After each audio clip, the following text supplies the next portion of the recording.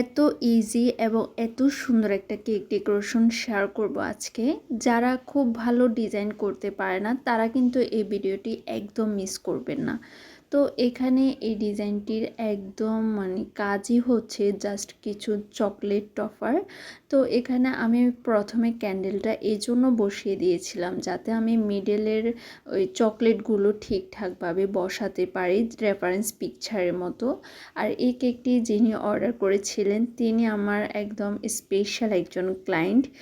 কিছু কিছু ক্লায়েন্ট থাকে না যে অনেক বেশি স্পেশাল, আপু ঠিক তেমন। এর আগের বার আমি আপুকে কেক দিতে পারিনি, এটার জন্য আমার অনেক বেশি খারাপ লাগছিল, বাট এবার আমি যেভাবেই হোক দিতে পেরেছি, আমার এটা ভেবে অনেক বেশি ভালো লাগতেছে।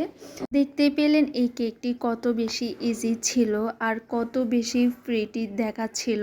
বাস্তবে এই কেকটি আসলে অনেক বেশি সুন্দর ছিল, যেটা আমার মনে হয় ক্যামেরাতে আমি আনতে পারিনি।